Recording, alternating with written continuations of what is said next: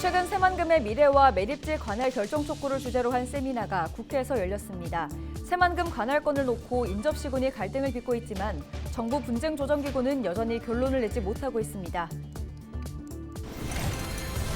총선을 앞두고 더불어민주당 예비후보들 간의 고소고발이 이어지고 있습니다. 민주당 소속 전북특별자치도 의원들이 만연한 고소고발전을 비판하고 나섰습니다. 고창군 의정비 심의위원회가 고창군 의원 의정활동비를 월 110만 원에서 지급 상한액인 150만 원까지 올리기로 잠정 합의했습니다. 주민의견 수렴을 위한 공청회는 다음 달 15일에 열립니다. 전북 지역의 모든 인구 감소 지역이 지역 특화형 비자 사업에 선정돼 700여 명의 쿼터를 확보했습니다.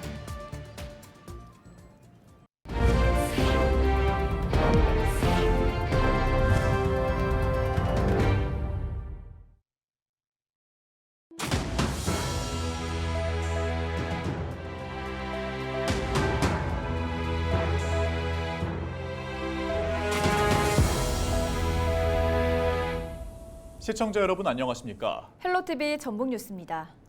최근 새만금의 미래를 논의하는 세미나가 국회에서 열렸다는 소식 전해드렸죠. 그런데 새만금 관할권을 놓고 김제시와 군산시가 첨예하게 대립하고 있지만 정부 분쟁조정기구는 여전히 결론을 내지 못하고 있는 상황입니다. 어떤 문제가 있는지 정명기 기자가 현장의 목소리를 들어봤습니다. 지난 2010년 완공된 새만금 방조제. 이후 강산이 한 번 바뀌는 10년 만에 첫 기반시설인 새만금 동서도로가 개통됐습니다. 그런데 아직까지도 이곳이 행정구역상 어디에 속하는지 정해지지 않았습니다. 이 방조제 중간 지점인 신항만부터 새만금 내부를 동서로 가로질러 내륙의 김제시 진북면을 잇는 도로인데요. 군산과 김제가 이 신항만과 동서도로 관할권을 두고 서로 자기네 땅이라며 3년 넘게 대립하고 있습니다. 그렇지만 관할권을 정하는 행정안전부 중앙분쟁조정위원회는 해를 넘기도록 결론을 내지 못한 상황. 중앙분쟁조정위에서는 작년 5번의 회의를 또 심의를 거치고도 아직까지 판결을 결정하지 않고 있습니다. 새만금 동서도로 관할 결정이 지연될수록 자치단체 간 분쟁이 격화할 것으로 보입니다. 또 지금처럼 지원 없이 관리 주체가 불분명할 경우 도로 하자에 대한 법적 책임이 모호하다는 지적도 나왔습니다. 공무린 도로관리청이 결정이 지연됨으로 인해서 사실 이제 행정 책임이나 관리 책임 문제에서 적절하지 못한 문제점이 발생을 합니다. 중분위를 통해서 빨리 그 결정을 하도록 한 그 입법의 취지를 또 살리고 법적, 제도적이나 지역 발전 관점, 또 도시관리적 측면이나 사회, 경제적 비용 측면에서 보더라도 신속한 결정이 필요하다는 주장도 제기됐습니다.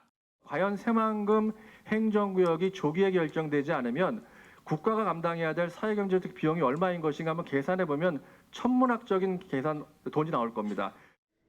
개발부터 하고 이후 관할권을 결정하자는 군산시. 반면 법과 원칙에 따라 관할권 결정이 먼저라는 김제시. 절대 이 3시간의 어떤 정당한 주장, 영토를 지키기 위한 관할권을 지키기 위한 정당한 주장이 이건 갈등이 아니고 필연적인 어떤 권리행사 과정이다라는 말씀을. 새만금 발전이 저해된 이유는 딱 한 가지입니다. 지난 30년 동안 국가에서 예산을 안 줬기 때문에 그런 거 아니겠습니까? 이런 가운데 전북자치도는 새만금과 주변 시군을 연합하는 새만금 특별지방자치단체 설치를 올해 중점 사업으로 제시했습니다. 그렇지만 문제 해결을 위한 근본적인 대책과는 거리가 있어 성사될지는 미지수입니다.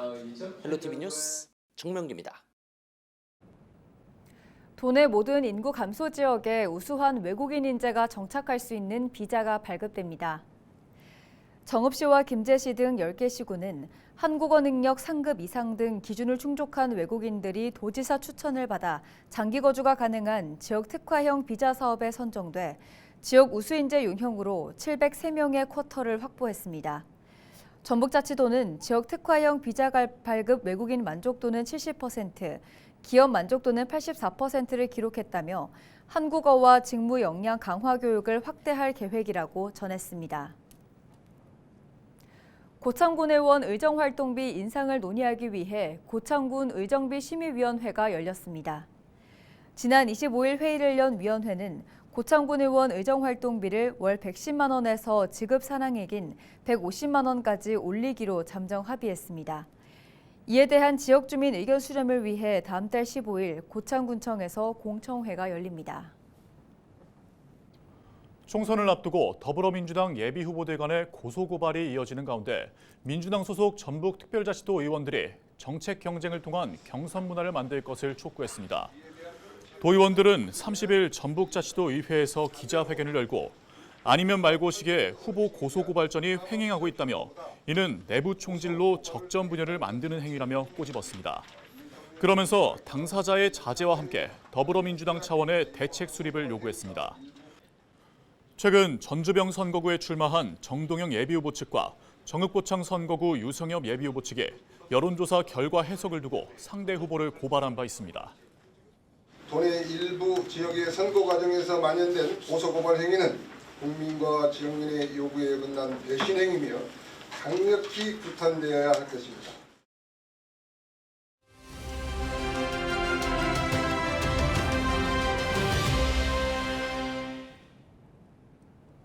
제22대 국회의원 선거를 앞두고 LG 헬로비전 전북방송이 우리 지역 출마자들을 만나보는 시간을 마련했습니다.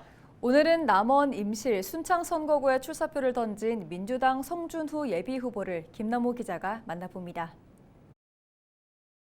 오는 4월 10일 치러지는 총선에서 남원 임실 순창 지역을 이끌어갈 인물은 누가 될지 지역민들의 관심이 모아지고 있습니다. 더불어민주당 후보 가운데 성준후 예비후보 이야기 들어보겠습니다.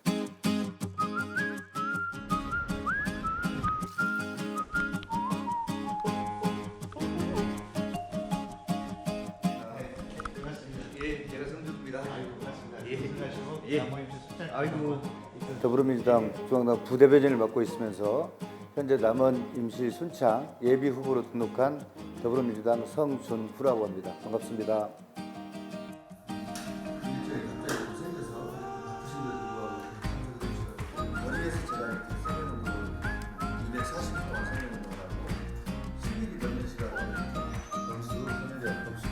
지난번 이제 대선 때 아깝게 저희들이 패배를 하고 그리고 나서 이번 총선 때까지 과연 우리가 무엇을 할 것이냐 이렇게 판단했을 때 지난 대선 과정에서 호남 지역에서 맹주 정치 그리고 전혀 변화나 개혁들이 도외시되는 이쪽 상황들에서 다음 차기 대선을 준비하는 과정에서 최소한 그렇게 모욕적인 상황은 만들지 말아야 되겠다 이런 생각들을 하고 그래서 이재명 대표님과 말씀을 나누고 제 고향 가서 그 미라리 한번 대보겠습니다 하는 말씀을 드리면서 정치를 시작하게 됐습니다. 그러면은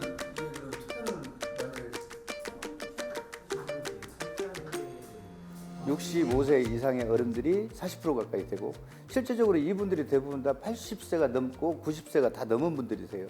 그래서 제가 가장 우려하는 부분은 초고령화 사회의 지역 소멸이 앞으로 5년, 10년 내에 또다시 지난번까지 70%가 소멸이 됐다면 앞으로 최소한 30%가 요 향후 15년 내에 소멸될 것을 예상을 하면 그것이 일단 가장 큰 현안이라고 생각이 들고 선거구 획정안 같은 것도 보면 10석에서 유일하게 광역단체에서 전라북도만 10석에서 9석으로 줄여버리는 실제적으로 보면 전북 정치의 위상이 40년 전이나 지금이나 시간이 흐르면서 많이 후퇴됐다. 그래서 이 부분을 어떻게 복원시키는 것인가가 제가 생각하는 그 두 가지 현재 현안 같습니다.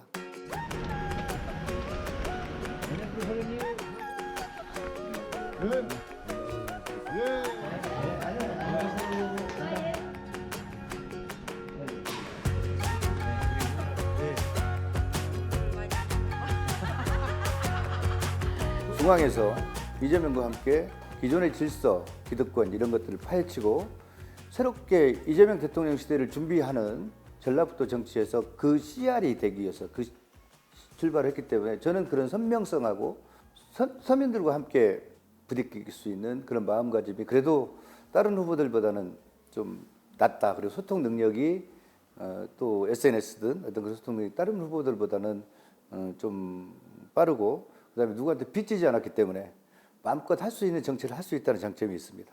이재명 대표를 14년 채 모시면서 이재명과 가장 오랜 시간 세상의 기득권과 맞서면서 싸워왔던 사람이 저라고 다짐드릴 수 있습니다.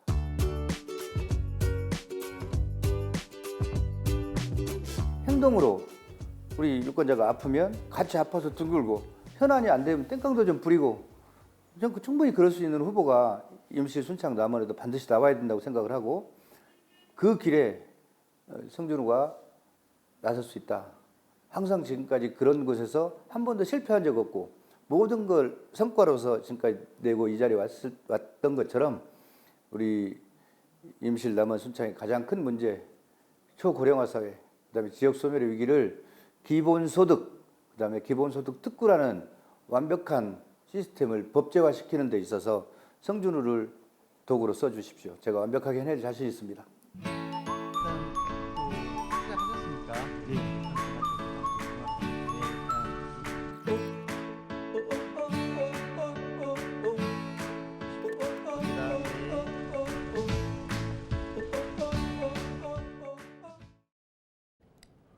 전북특별자치도 교육청은 올해 2,829명의 초중고교생을 대상으로 해외 연수 프로그램을 진행합니다. 올해 참여 학생 수는 작년보다 410명이 증가한 겁니다. 유형별로는 해외 문화체험 1,300명과 국제 교류 수업과 연계한 현장 체험 학습 623명, 리더십 캠프와 글로벌 인턴십 각각 100명 등입니다. 도교육청은 해외 연수 효과를 높이고 학생 선발도 공정하게 이뤄질 수 있도록 할 방침입니다. 전북특별자치도와 남원시가 30일 유곡리와 두락리 가야고분군 세계유산등재 기념식을 열었습니다. 남원 유곡리와 두락리 고분군은 지난해 9월 가야고분 유적 7곳으로 묶여 대한민국 16번째 세계유산으로 등재됐습니다. 세계유산위원회는 가야고분 유적이 동아시아 고대 문명의 다양성을 보여주는 중요한 증거가 된다며 보편적 가치가 인정된다고 평가했습니다. 미래 세대에게 세계유산 가야고분군을 온전하게 전승할 수 있도록 체계적으로 보존 관리에 힘써야 할 것입니다.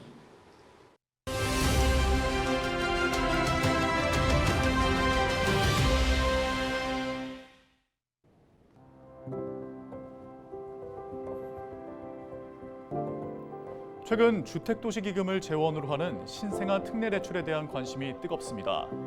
신청 첫날인 지난 29일 접속자가 폭주하며 온라인 접수 사이트가 마비되기도 했는데요. 연 1%대 저금리에 최대 5억 원까지 빌릴 수 있어 많은 부모들이 한꺼번에 몰렸습니다.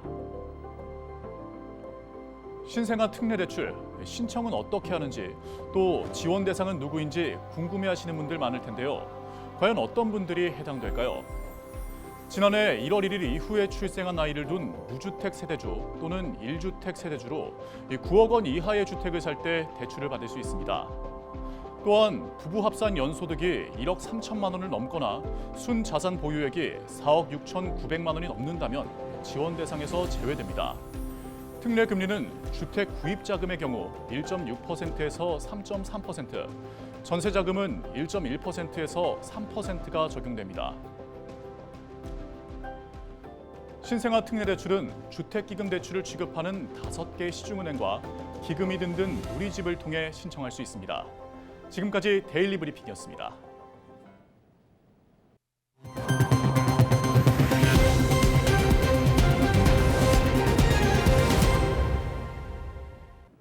순창군이 오는 9월 개최하는 제61회 전북특별자치 도민체육대회 조직위원회를 발대하고 본격적인 준비에 들어갔습니다.